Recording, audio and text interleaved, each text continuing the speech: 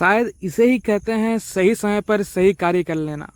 दरअसल दोस्तों बात यह है कि अभी झारखंड में बहुत ज़्यादा ज़ोरों से बारिश हो रही है, दिन रात बारिश हो रही है, बीच बीच में 5 मिनट का गैप मिल जाता है। तो हमने ये डिसाइड किया कि भीग कर ही क्यों ना, लेकिन हमको यही समय मिला है इस पौधे को लगाने का, क्योंकि ये पौधा बहुत बड़ा हो जा रहा था और ये ग्रो बैग में था।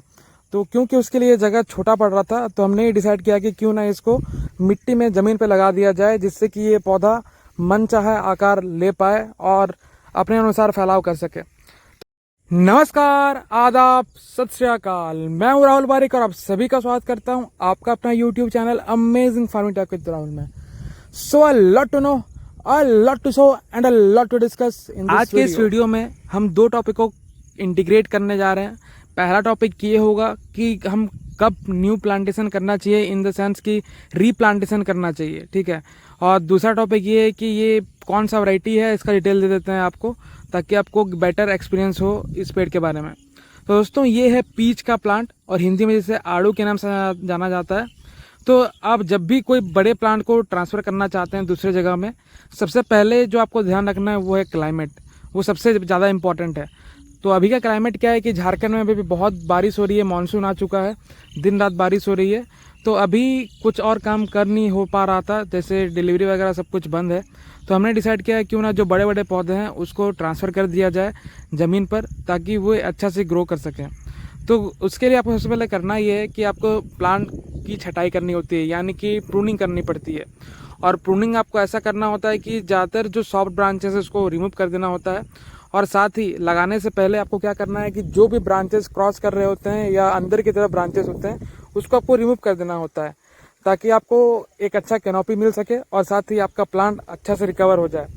तो जब भी आप प्लांटेशन करते हैं या रीप्लांटेशन करते हैं तो आपको प्लांट को अच्छे से हार्ड प्रूनिंग करना होता है। कम से कम पत्ते रखने होते हैं। जितने कम पत्ते रहेंगे उतना ही ज़्यादा प्लांट को समय मिलेगा जल्दी से जल्दी रिकवर होने का। अगर आप पूरे रूट बॉल के साथ प्लांटेशन रीप्लांटेशन करने जा रहे हैं तो कोई आवश्यकता नहीं है प्रूनिंग करने का, हमें जो कि आप देख क्योंकि सकते हैं वो उससे प्लांट बिल्कुल शॉक में नहीं आता है। पूरा। और क्योंकि हमने इसकी रूट की प्रूनिंग करनी पड़ी थी, क्योंकि ये रूट जमीन में भी चला गया था वो ग्रो बैग को फाड़ करके, तो ये ज़रूरी था कि हम लोगों को रूट्स को भी कटिंग करना था।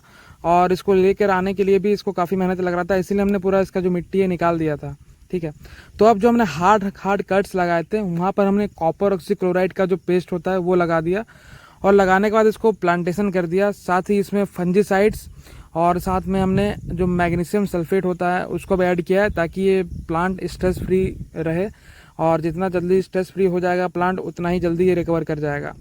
तो आप 2 दिन बाद का अपडेट देख रहे हैं, क्योंकि लगातार बारिश हो रही है 2 दिनों से। आज ये तीसरा दिन है और ये अब थर्ड डे में देख पा रहे हैं कि ये प्लांट बिल्कुल स्टेबल है, इसमें कोई भी दिक्कत नहीं है। इसमें सबसे बड़ा रोल होता है क्लाइमेट का। अगर यही काम हम तपती गर्मी में करते, धूप में करते, तो ये प्लांट रिकवर करने में और ज़्यादा समय लेता और मर भी सकता था, क्योंकि हमने इसकी जो रूट्स है वो भी कटिंग कर दिए थे। तो इसलिए ज़रूरी है कि आप क्लाइमेट को ध्यान में रखकर, अभी का जो समय चल रहा है मानसून का, अब आप कोई भी प्लांट को लगाना चाहेंगे, रीप्लांटेशन करना चाहेंगे तो ये आसानी से हो जाएगा बिना कोई क्षति या हानि पहुंचे पौधे को। और अब जो आप ये अपडेट देखने लग रहे हैं, ये 15 दिन बाद का कंडीशन है। तो दोस्तों देखिए, अभी काफ़ी ज़्यादा जो पत्ते हमने रखे थे, ऐसे तो हमने बहुत कम ही रखा था, फिर भी जो रखा था उसमें से भी काफ़ी पत्ते पीले होकर गिर चुके हैं। लेकिन अभी भी जो पत्ता है वो हरा है, ग्रीन है और अभी भी पौधा लाइव है। तो देखते हैं कि कितना जल्दी इसमें रिकवरिंग, मतलब जो न्यू शूट्स है वो ग्रो हो। 15 दिन बाद हमें जब फिर से मौका मिला तो हम एक और प्लांट को लगाने के लिए लेके आ चुके हैं, और ये है हमारा नेक्ट्रीन का प्लांट, ठीक है।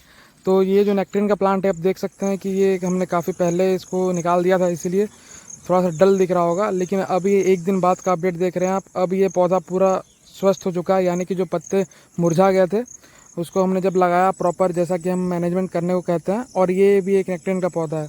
तो दोस्तों ये हमने 2 प्लांट कल लगाया है, और ये ज़्यादा इसमें कुछ भी दिक्कत इसलिए नहीं है क्योंकि इसका रूट डैमेज नहीं हो पाया था, मतलब नहीं हुआ था।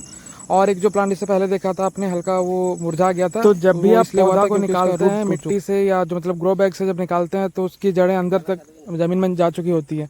तो अगर आप जड़ को अगर आराम से अच्छा से निकाल लेंगे तो पौधा स्ट्रेस में बिल्कुल नहीं जाएगा, और आपको किसी प्रकार का कटिंग प्रूनिंग करने की आवश्यकता नहीं है, हार्ड प्रूनिंग करने की आवश्यकता नहीं है, बशर्ते कि उसका जो जड़ है वो कटा या टूटा ना हो, ठीक है। तो दोस्तों आप देख सकते हैं कि ये हमने जो निकाला था प्लांट को, इसका जड़ नहीं टूटा था, इसलिए थोड़ा सा भी झुलसा भी नहीं था, मुरझाया भी नहीं था। एक और काम जो पौधे लगाने के साथ साथ ही कर लेना चाहिए वो है पेंट। अगर आपके पास कुछ भी संसाधन नहीं है, फंजीसाइड वगैरह कुछ नहीं है, तो एटलीस्ट आप जो है चूना का यानी कैल्शियम कार्बोनेट का ही आप पेंट कर दीजिए। तो इसमें जो रूट बोरर है वो बहुत ज़्यादा अटैक होता है। नेक्ट्रीन हो गया, पीच हो गया, इस फैमिली के जो भी प्लांट्स होते हैं इनमें काफ़ी ज़्यादा रूट बोरर और स्टेम बोरर का अटैक होता है, तो पेंट जरूर कर। इस बार जो भी नेक्ट्रीन की वैरायटीज़ है, इस बार ज़्यादा वैरायटीज़ अवेलेबल नहीं हो पाएगा, 3 वैरायटी अवेलेबल होगा नेक्ट्रीन में, तो इसकी आप बुकिंग करवा सकते हैं, जिसकी डिलीवरी दिसंबर महीने से शुरू हो जाएगी। तो मिलते हैं आपको इसके बाद जो भी प्लांट्स का कंडीशन होगा, हमने और भी प्लांटेशन किया है उसका भी अपडेट लेके आएंगे।